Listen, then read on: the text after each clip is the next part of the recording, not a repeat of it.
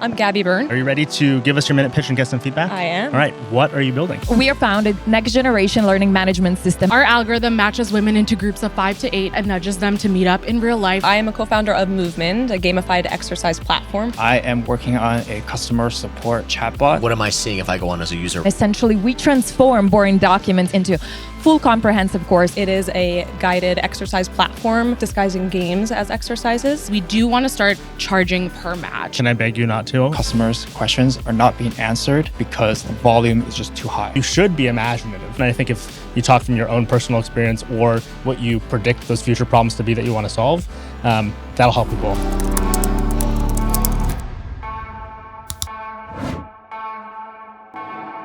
Well, let's bring up our next founder to a round of applause. Welcome, welcome. Thank you. What's your name? I'm Gabby Byrne. Gabby, are you ready to give us your minute pitch and get some feedback? I am. All right. What are you building? So I am a co-founder of Movement, a gamified exercise platform for hospitalized patients, helping them recover faster and expanding the reach of rehab clinicians. Physical and occupational therapists don't have enough time or resources in their day to see all the patients that really need rehab in the hospital. As an occupational therapist in a hospital setting, I help patients rebuild their strength and their function so they can safely get discharged home. But I carry a caseload of 25 patients each day, and I'm only able to get to 8 of them. Patients are sedentary within their room, not being able to get up and move around without the therapist, and therefore losing their strength and function. So with Movement, it is a guided exercise platform disguising games as exercises, helping patients recover faster and giving them the therapeutic feedback that they really need without a therapist being physically present. So we are in turn having more frequent therapy sessions, having clinicians be more productive, and helping patients return home faster. I was a minute on the dot. Good job. Nice. Thank you. So the nice thing I appreciate is that we can get right into the functional questions. Like I get a clear sense, overstretched occupational therapist going in. So The first 40 seconds of your pitch was really strong. yeah, it was Thank just you. solid. I get the point. I know where you're going at. So now my questions are diving into like level 2.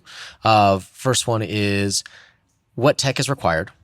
How are you getting it implemented? What do they need to know to use it? Sort of what is the case of they come in, we put it on this thing, they know how to use this thing, who teaches them, who onboards them? Like, what is that whole process like? Yeah, so it's using computer vision. So the front-facing camera of any tablet, phone, smartphone, whether it's hospital-owned or whether it's patient-owned. So no additional equipment is needed. There's a clinician platform and a patient platform. So the clinician would assign appropriate exercises to the patient and kind of hand them over, guide them briefly through, but it's relatively self-explanatory. So then these patients can, on their own time, outside of their therapy sessions, engage in these exercises. But what I found is when I give patients exercises to do on their own time, they rarely do it because they don't have the guidance. No one's giving them the feedback, counting their repetitions, and they're honestly pretty boring. So instead, having patients being able to visualize themselves in like on a farm and picking apples out of an apple tree to make these exercises more engaging. Is that what some of the exercises literally are? That is, Okay. well, it's reaching up overhead, so you're reaching to pick apples out of a tree. Got it. Just before you continue, I just want to clarify this point. Does it need to be clinician guided? In other words, you said like there's the plan and I prescribed to you, here's the things to do. Can it be standard based off of the need? Like because I then became worried about, that requires their time again and their input versus you would know based off of a bunch of characteristics about what they have going on with them. Here's what they should do. Yeah, so at the moment, we are a tool to help the clinicians. While we want the patients to also heal faster and recover faster, the amount of time that it would take for a therapist to assign appropriate exercises, we're planning on implementing like automatic implementation, I guess, of appropriate exercises so it works into the workflow. Because one thing about being in the hospital, there's not really a free minute in the day, which I've learned that the hard way of using like current systems that we try to use. So I'm building for a something that works in how our typical day-to-day goes. Cool. So a couple of the questions following on in terms of the business side. One, who are you selling to? Is it the chief business officer of a hospital? Is it to the individual practitioners? Is it an app I guess that's one. Two, is there a CPT code that applies to this? Are they sort of Is there what? Say that again. CPT? So basically the codes that you have to follow in order to get paid back from Cool. payers. So basically, is there already a place where there's a budget that can be allocated on payments? So who are you selling to? What does it look like to get it into the hospital? Like, do you have to have it installed in the central system? Is it just self-assigned consumer app? Yeah, so we are first targeting rehab departments within hospital settings. And so that is under the idea that the supervisors or the managers of these departments want their therapists to be more productive. If you ask any therapist in any setting, one of the main criteria for your day is how productive are you? How many patients are you seeing? And so what was the second part of your question? It was a complicated one that I think what I would summarize is how is the technology integrated and then proliferated throughout the org? Yeah, so we say yes. What has to happen for the technology to be used? Yeah, so before we launch to market, we anticipate being able to integrate with the EMR systems that are being used in hospitals. So for example, Epic, what I'm currently documenting my notes in. So it would flow into the current workflow and workspace. And how far along are you in terms of this right now? Customers, conversations, et cetera. So we have an MVP and a pilot study that we're about to get started at NYU Langone to test on real patients after they've had kidney and liver transplants. Cool. Super fascinating. I come from a family of physicians, so like things in this space make a ton of sense to me, and watching them try to have any reasonable caseload, again, as you were talking about your own experiences, yeah, this all makes sense. Who you're targeting is interesting because, again, the initial portion of your pitch was so strong because it was coming from you, right? So you had all the credibility in the world. This is the problem and how you wanted it to be solved. I'm still a little bit surprised and maybe still trying to process the idea that like the patient isn't more of it and like the self-direction, not because I want you to have a B2C business model, though maybe I do, I don't know. It's more so maybe it feels like the problem between the provider and the patient could be more taken over. And maybe that's not something you want as one of them yourself, but as a startup founder, maybe there's something in that relationship that needs to be examined. Yeah, so I've actually toyed around with this a bit. The anticipation is that while we're first targeting rehab departments, once we build traction and we're in the hospital systems, that we are able to charge health systems like a per member per month. So they want the health system, the health payers will want their patients to get out of the hospital sooner so they don't have to pay as much. So when we're able to prove that movement can help patients recover faster, will be more appealing to insurance companies. I guess the question, so I've never gone through any of these sorts of physical therapies myself. But every friend who has, it seems like they're the ones so desperate for their situation to improve. Is that accurate? I think it's accurate to a sense. I think in a hospital setting, it is a bit different where these patients are quite debilitated, quite unmotivated. They've lost their quality of life because they can't. This might be an underrated, I was not tuned in as much. And now I'm going backwards in time and hearing your pitch again in my head. And that was there, but I was not as attuned to it because I'm not as familiar with the fact that these individuals might not be as motivated by their own care versus like when I've had a buddy, have an injury. And so like that is really important because that makes now I suddenly all the sense in the world as to the incentive there. Now my question is, and feel free to get into this in brief, like, are those related populations in terms of can you address both of them over time? Is it the same solution to both of them over time? And would the business model be different now that it should be over time? Yeah, so what it would look like is that patients can use movement across the continuum of care. So they're in the hospital, they're at this stage where they can't do anything. So really simple exercises. But as patients then progress to home, to outpatient, wherever they're going, that there will be different levels of gamified exercises that they can engage in. And with that being said, like once patients are out of the hospital, the model does look different because then we're targeting primarily the patients directly rather than going through a clinician, which kind of goes back to a few questions ago when you had alluded to that. So I guess going to the next part, if we're an investor pitch, I'm curious, seems like it makes sense. It's important. I have to imagine an investor will have seen a dozen other folks that may seem similar. So how do you find yourself in terms of what you're specifically focusing on that nobody else is, or why, if you're doing the same thing as others, why you win? Yeah, so other solutions for the problem that we're facing in the hospital is pretty outdated. It's giving patients, word of mouth exercises, handwritten exercises, or pre-recorded videos, where, a second tier competition are other technologies that are using, or other companies that are using similar technologies on an outpatient basis. So we are different from those in that we're gamified rather than just using like motion tracking technology. We're We're obviously way different than what's currently being used in hospitals. Like what's being used in my hospital is pre-recorded videos. We put it in front of the patient. Nothing's being tracked. It's pretty wild. So that's what's currently being used. And also having the inside perspective of, I'm a clinician, I've been a caregiver, of wanting a family member to improve well and like throughout a long hospital stay, and having that unique perspective of like, how do we use this, but also how do we integrate this well into the workflow of a hospital? Super interesting. Any more feedback? I think the biggest thing is going to be, so I think it's clear what the kind of theses are, the hypotheses that you're testing out are.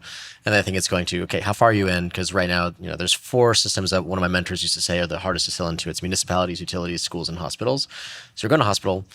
What is, I'd be curious to find out down the line. Obviously, this is not a 1-minute pitch. What do the sales cycles look like? How far can you get? Do you have people that want to be design partners already? Because if you get to that point, then you've got a chance at sort of distribution. But say, okay, it sounds like a compelling product. Seems like there's a use case that's tangible that has value proposition of higher efficiency of these providers. Now it's just saying, okay, can we build a business model out of it and position in the ecosystem? Because I believe the value prop. It's just now we got to build the start. Yeah, definitely. And that's my feedback, too, but in that slightly different flavor of I took a little bit longer to get to your specific point. And so if you bring that earlier too, alongside some of that business model, and here's where that NYU initial test is going to go, that being wrapped in as part of your pitch, because you have the first 40 seconds really strong. It wasn't that your last 20 wasn't, but I think to match the strength of your first 40, integrate some of these things and you'll do well. Awesome. Good job. Thank you so much. I appreciate the feedback.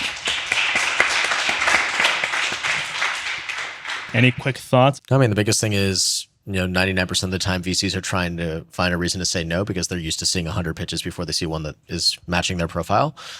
Removing clarity removes a lot of the reasons that can be the initial fast no. Yes. So give them a chance to get to an informed, thesis-driven or mindset-driven no, where they actually have a reason other than, I just don't get it. Well, especially in the case where a lot of the stuff is empathetic already. Yeah. And so you're mostly dealing with all these adjacent challenges in an investor's brain. Yeah. Give them the time to get to the meaty questions. Right. Cool. Next founder up. Round of applause. Welcome. All right. What's your name? My name is Kai. Kai, nice to meet you. Ready? Should I start? Yeah. Yes. Okay. All right. My name is Kai.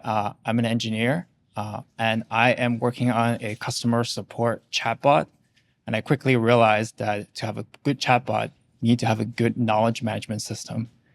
And I noticed on a lot of these community forums, a lot of customers' questions are not being answered because the volume is just too high. Too many people are asking questions, and there are not enough community moderators to answer those questions. So that's what I'm working on.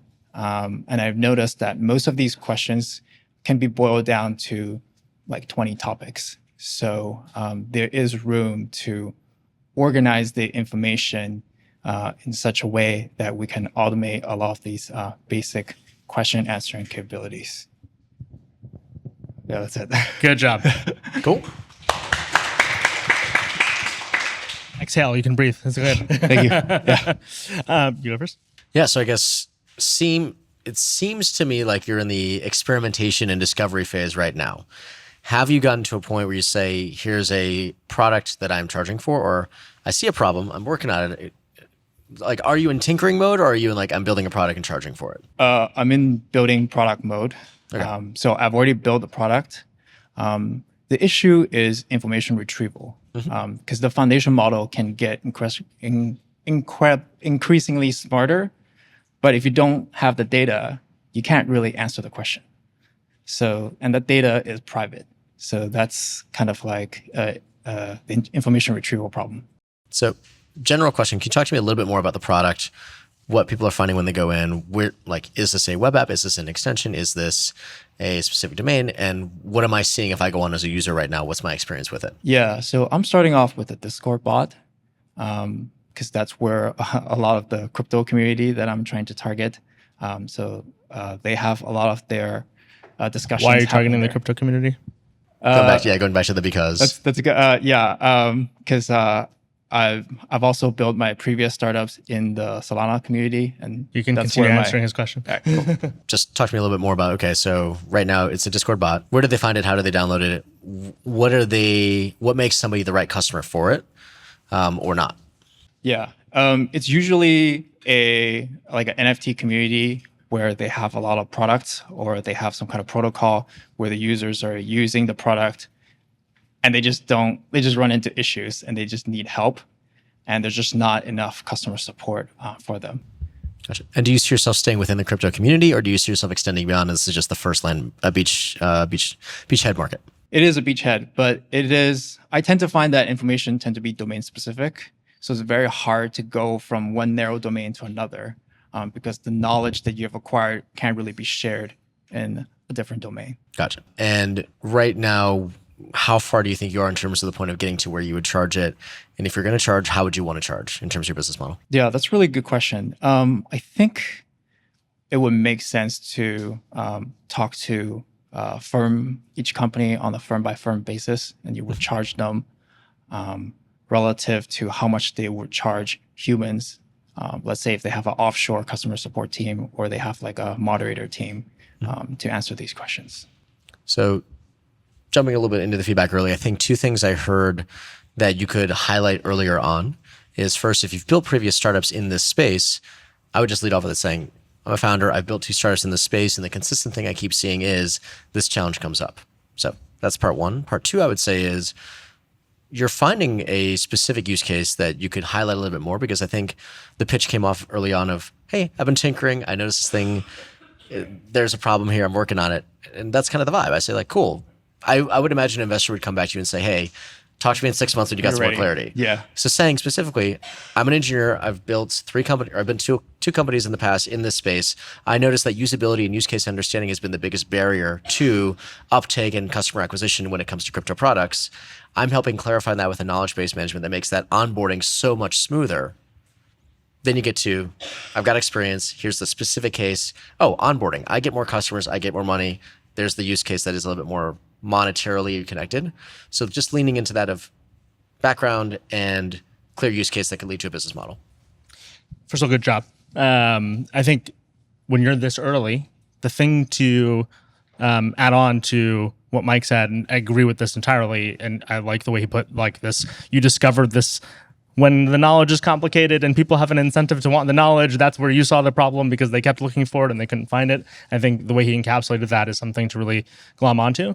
The thing I'd add is helping people envision that future. This is such a simple product on its first iteration, which is good because you can say, here's the hypothesis I'm going to test. Here's the communities I'm going to test it in. But when you're building a startup, you want to change more than what you've described so far. And I'm going to imagine you have some of those thoughts in your head as, well, I've imagined how this solves some stuff in these communities. But you probably have some theories around Discord in your head. You probably have some theories around how Slack evolves in your head. You probably have some theories around how other communities are going to interact.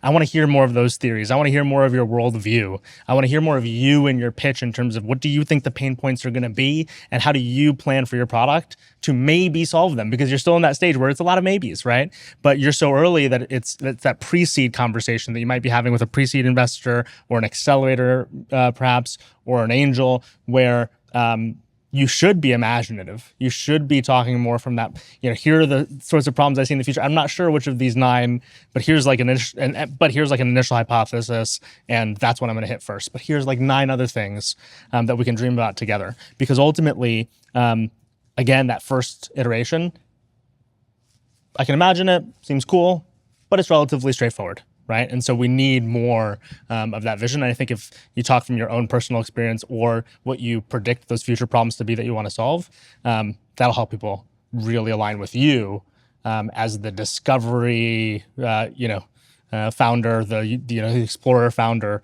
kind of approaching this problem set, not necessarily knowing where it might go next. Mm-hmm. All right. Thank you. Cool. Good job. Thank you. Appreciate it.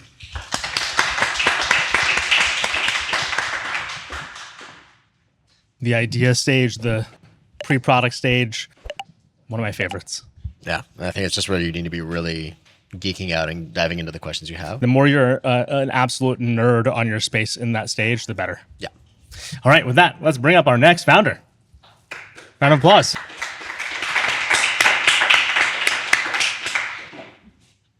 What's your name?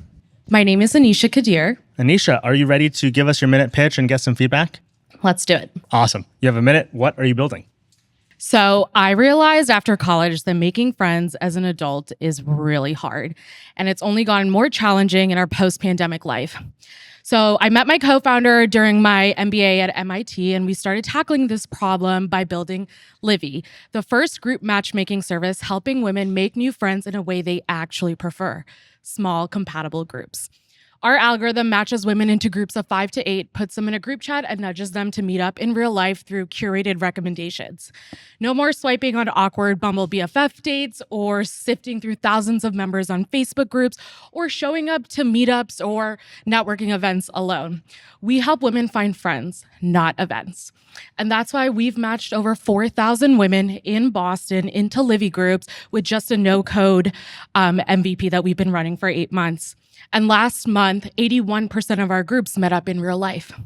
So Livy works, and we believe that the small compatible groups are the future of female connectivity. Round of applause for you. We had Livy. This one's Libby. I know. I was going to clarify, but I didn't want to use my minute. So spell this one. Yes. Livvi. Okay, so the other one's Libby. Yeah. Got it. You're the community guy. Yeah. You go first. Alrighty then. So the questions I sort of had were, one, I'm trying to think. There's a few things that come to mind. One is, when you say 81% of them meet in person, what does that look like? Does it mean all the members are joining, or just like a meeting has been scheduled with some members of the group? So we match women into groups of 5 to 8. And so we run these matches on a monthly basis in our MVP. So about every month, we have about 100 groups. So about 5 to 8 women in each group.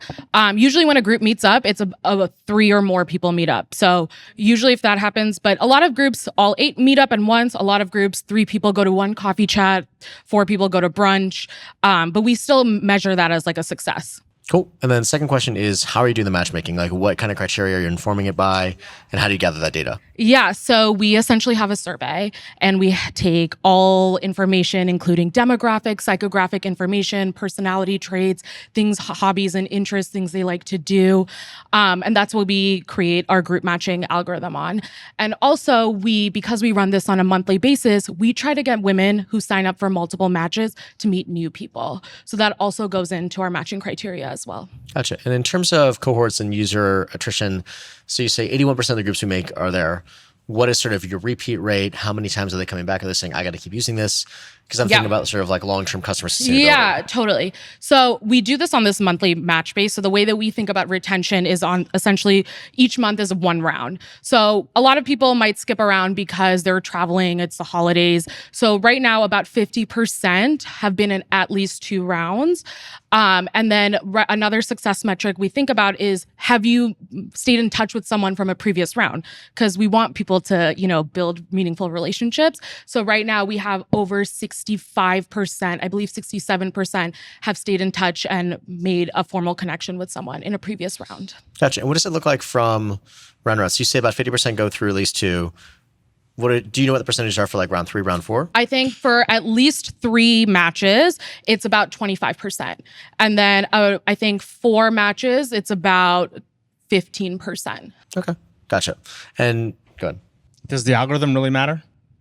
Yeah, it does. And Why? we tweak the algorithm every month to see what's actually helping people meet up. So what are some of the biggest features that drive it? So I think the biggest thing we've learned, and we test this, is stage of life. So of course you can, age is important to that, but are you in a relationship? Are you the only single friend in your group and now you want more single friends because all your friends... Let's say I believe this. Okay, I sure. love the stage of life thing. Yeah. As an example. Is it still an algorithm? Hold on. I know what you're like. Let me take us out of the moment for like founder, VC, investor, blah, blah, blah pitch. And let's just get real because I believe in this.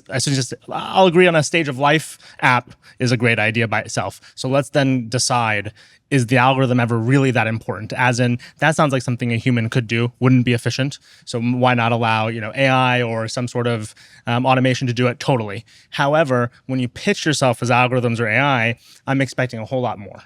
Yeah. And so I think right now, because we're still at an MVP stage, we do have a basic algorithm and we do a lot of manual tweaks to see what actually works. I think down the line where we're going to see a lot of benefit is using a reinforcement algorithm to see, oh, did you like this previous match? What are people, why did you like? Do you need that to be true? let's pretend for a moment that that didn't happen. Reinforcement did not actually lead to better success. It was actually your intuition as to what stage of life features and similar attributes between women led to great matches, led to great retention. Would you be disappointed? That if it wound up being your intuition, your gut, or like obvious features rather than reinforcement learning and AI doing the matching? I don't think we would see that as a failure. I think, again, like the big success metric for us is to get people to meet up in real life. My personal feeling, and you know, obviously I'm not a member of your community, so this is like a caveat, but I think this is right, is I think you're going to convince investors based off of your mission, the product experience, and the results. I think when you infuse your pitch with AI and algorithms, there's something else that you're making us call to in our brains. There's something else that you're making us pay attention to. And that might not even be that important to you being very, very successful. Okay. And so that's almost all of my feedback is if this works, this works. Yeah. I'm into the mission. We're more lonely than ever. Everyone's depressed. Everyone's at home. Yeah. Women have particular problems in this space. There have been prior attempts, but they're not dedicated. They're always an attachment to some dating app. Yes. There's so much that I'm in. I'm not into when you then distract me. Okay. Yeah. I don't think this is a tech play in my mind. I think, okay, one, can you get this to be a business model? Yeah. Are people going to pay memberships? I think two, what does your acquisition look like? Because if you have attrition, which is normal, but like if you have a certain level of attrition, how are you finding the new folks to join? And I would say three is saying, you know, this becomes a clear story, a compelling play. If you get a referral factor of saying we're actually having one person share to two, and a K factor, and like, okay, this is a model of behavior that people wish they had. They're willing to pay and it's growing. That's, for me, the foundation. Personally, as somebody who does a lot of curatorial matchmaking, I'm like, some people care about the algorithm. I don't. I care about, can you make this a compelling experience that people keep coming back to? Yeah. And the scalability of it. And they want to keep sharing it with their friends as something to do. Yeah. Yeah. That's feedback, I guess, pseudo questions too. Yeah. So as far as business model, we have tested a few things, and I think there's a different revenue streams we're thinking of. One is we do want to start charging per match. I think, of course, as a revenue stream, but also we find that when people pay, they are more accountable and they do show up. Can I beg you not to? I'm sorry to interrupt. Yeah. You have a great, there's a lot of products that have fallen into this trap in B2B. When you have a great artifact like KPI thing happening and then you charge on it, you're disincentivizing it to happen. So if great matches are all he's asking about as the community guy and you're going to say, I'm going to start charging for them. I get why intuitively that's a great, but don't. Okay. Have more matches happen, higher frequency, and then charge on ads, charge on experiences, charge on vendors, charge on anything else other than you. It's like the Facebook Zuckerberg didn't do anything until he had everybody, right? Like that's your version, is these great matches. Yeah. And the only exceptions would be if either one, you're paying for an elevated service so price feeds into perception, or two, you have such a viral. The buy-in too is an important point that you made. The reason why we were also thinking about it is like we don't just match, right? We're in these chats and we're almost like a concierge service helping women go from chat to meeting up in real life. So it is like a little bit of a white glove service. And I think that's why people really enjoy this experience. By the way, there's something there. Like there's the match, Yeah. which is the thing. And then there's like the getting them to meet. The I coordination actually issue, love yeah. separating those two because then I don't think you're putting the paywall on the good thing. The good thing is the match because they're into your community. Yes. They're into how you're thinking about people, how you're helping them evaluate each other or not evaluate, meet. But then there's this concierge experience. You could separate that and monetize that bit.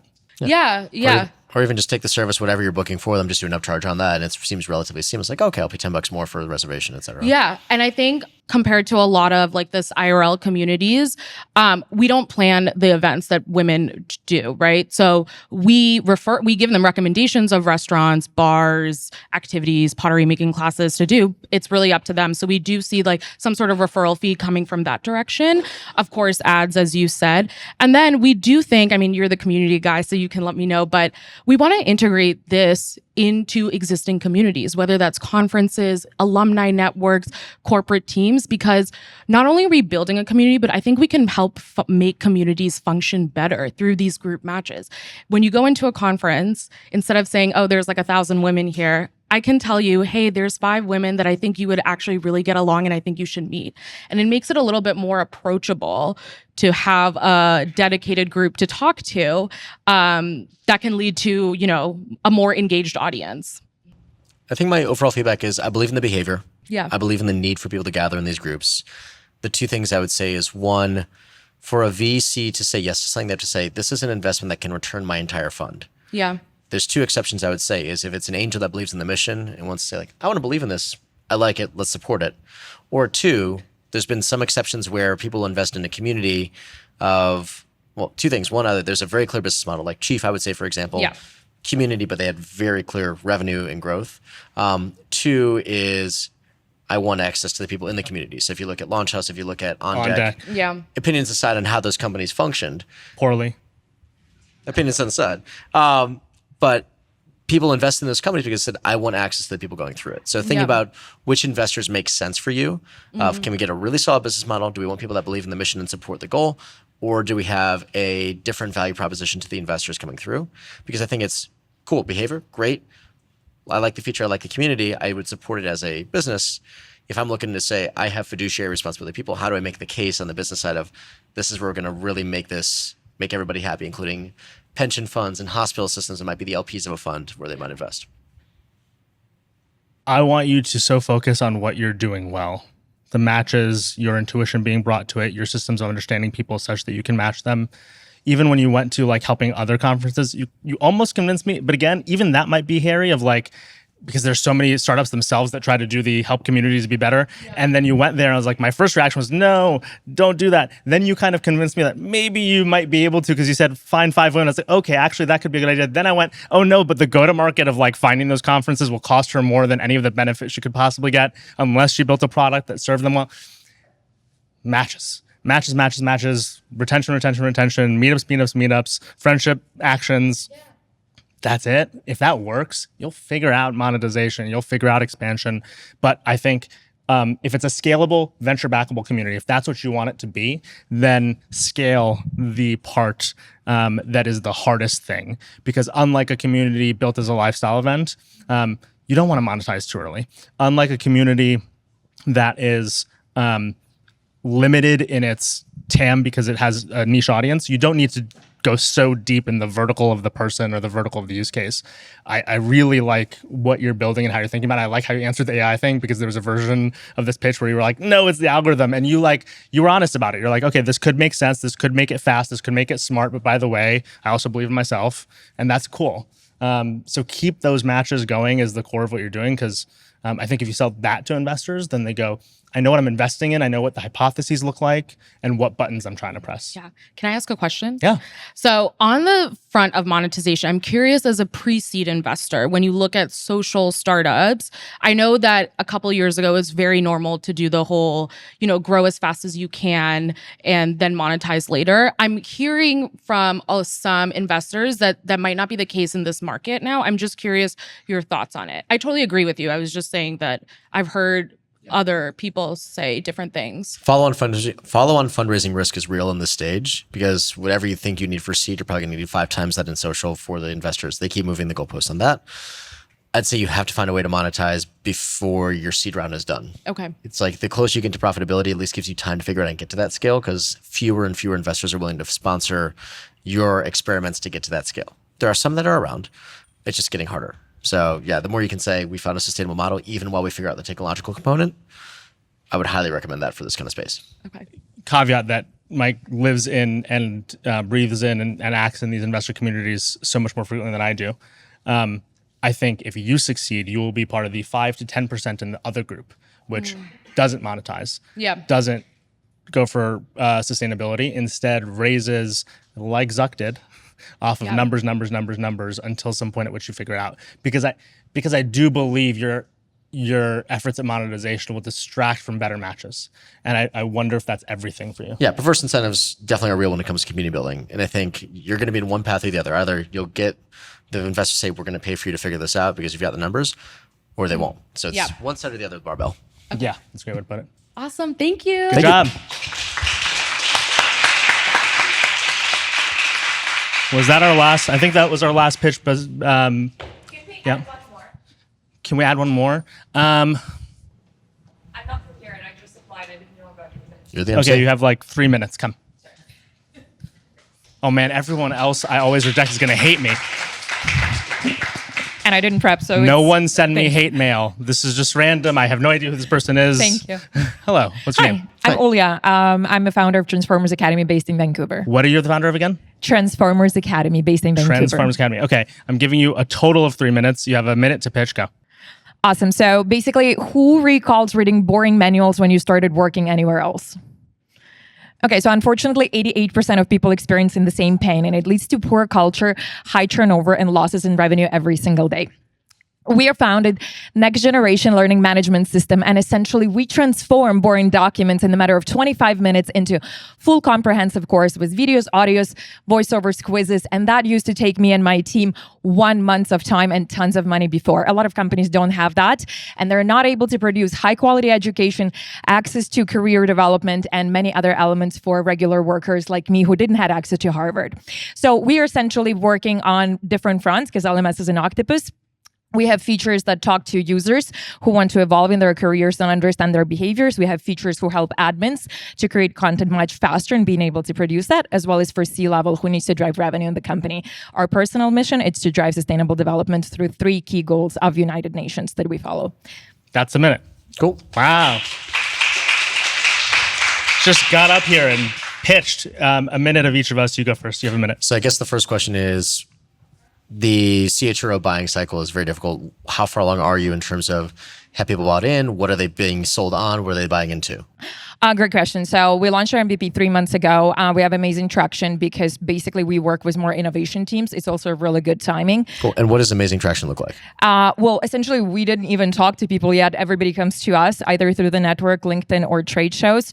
We have about 40 companies in the pipeline, not actually enough space to meet them right now. So we're fundraising to expand on sales team, but also to further develop the features. So our key component in MVP right now is just the transformation of the document, which is already resonating. And we're starting MVPs with companies like Nestle, my previous employer. We're starting ABB, who we met in Viva Tech at Paris, and bunch of smaller companies.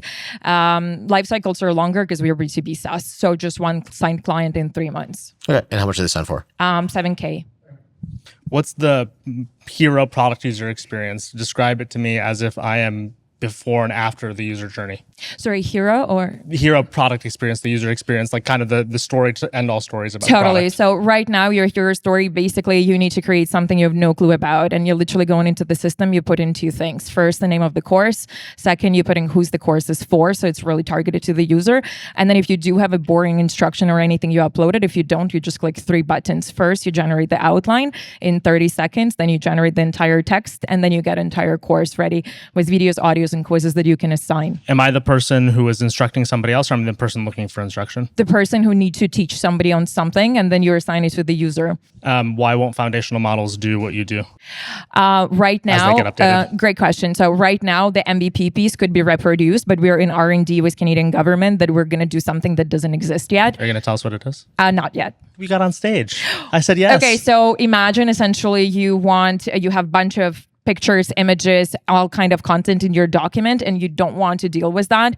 We literally will like move that for you in the very interactive content. And that's usually very helpful for software companies with their release notes every day. Cool. So quick feedback I would give. One, I immediately would see an investor turning off if you say, we have amazing traction. We've got 1 signed client for 7K. Like, hyperbole is not my thing. I would rather say we have 1 signed client for 7K. We're talking to 40 others. We're seeing what interest we have. That's going to build so much more credibility. Don't hyperbolize, especially in early stage for some investors, which would be myself included. Can tell your interest. I can tell you're passionate about it. Make sure you check your language on that. I think 2 is being very clear about why this is different from the other ones they've said, because there's going to be other platforms out there that are attacking LMSs. What are we taking differently? Why are people seeing us and others and still picking us? And 3, I would just clarify, we have inbound demand. We've got an inbound outreach from 40 companies. We've signed 1. Keep it factual. Totally. And interest would be a better word. Perfect. Thank you. And I have the same feedback. There was a lot of like the government, the this, the that. No real investors care. People care. So when you're selling another customer, when you're selling someone on the street just to get them to go, oh, I get what you do and I'm excited about having met you. Great. When you meet real venture capitalists, real investors, really that's the ones you want to take money from. Those individuals will hear those things and go, okay, this person's trying to like gaslight me, not in a bad way, but in like, okay, I'm now in their cloud of impressive stuff. But the impressive stuff is the product journey, the signed client, the money that's in the bank, the the description you have of the future of LMS, of the product that just takes all the documentation, all the pictures, all the images, and puts out something that no one else can put out. That's all that matters when you're in front of people who hear pitches every day, because they otherwise have a ton of people trying to do the other thing to them all the time. And all of that might be real, but you can say it later. So my biggest struggle right now is to communicate, because that's just the one module. We have 4 that have unique stuff. How would you go about it? I think it's for another time. Okay. Agreed. Good job. Well done. Thank you. Applause. No one write me hate now. I don't know why I said yes. It just happens sometimes. There are tons of people who we say no to all the time. I don't know what I just signed up for. All I can say is, as a teacher, consistency is your number one rule. They will believe you or they won't. You're going to have somebody's going to come up and say, there's an exception. You made it. So just know the box that you open up for yourself. Well, with that in mind, since we're at the end of our pitches, we have 2 things we're going to do now. The first is the main takeaway. What's your main takeaway? Getting very clear on who you're serving, how you're serving them in the business you're doing. Passion has a place, but make sure you make a case for the business as well. We care that you're passionate, but passion takes you 20% of the way. Curiosity, experimentation, structure, business model. Give some structure to the pitches, because we had a lot of passion today. We're pitching businesses, not just the personal passion. 100% agreed. A lot more passion today than some weeks in the past. Not to say that those other weeks weren't passionate. The passion in this case, the way I've put it in the past, is sometimes the passion overwhelms, or the mission overwhelms the pitch. Sometimes the pitch overwhelms the mission. And in this case, almost all these pitches, it was the mission or the vision or the passion overwhelming the pitch. And when that happens, the thing you have to realize as a founder is you have so many things that you think other people might believe, should believe, want to learn about, but they don't. But there is something they do want to learn about, which is you've identified within your passion some very sharp need that either you're experiencing or you at least have an insight on, that you can unravel a certain way that can make them a lot of money or make them have impact on the world. So drill down from there. Yeah, passion's the road, the business is the gas. The good one-liners today. First time I've ever said it. That's very good. With that, the next one we're going to do is our picks. So, who's your pick, Mike? Are we doing best business or best pitch? Because one. Let's do both. Okay, so best pitch I would say was the occupational therapy one in terms of outpatient rehab. That was the clearest. It was the most conveying of the value prop that was coming through. Best business. It might have also been that one. I think in terms of the clear value prop and the business model behind it, I think it was what? Gabby, right? It's Gabby. Mm-hmm. You're going to take a sweep. I think best business, best pitch. Really interesting first 40 seconds. And then, again, as someone who comes from a family of physicians, it just, the way that could unfold, I think, changes. I think like the go-to-market might change. There's like struggle that could happen and exactly how it plays out. Yep. But the fact that it could play out so many ways and feel so vivid in all of those ways, that I think is what a lot of promising startups are made of, optionality. Yeah. Well done, Gabby. That's everything, Mike. So with that, thank you so much for all of your feedback and commentary. Round of applause for you. Thank you for having me. And to all the founders, well done. To everyone in the crowd, thank you for coming. If you're not subscribed on YouTube, Spotify, Apple Podcasts, there's an RSS feed. It's on Pocket Casts. Smash that like button, press subscribe, share it with your friends, invite your founders. If you're a founder who didn't pitch this week, apply. See you next week. Thanks, everybody. Thank you all.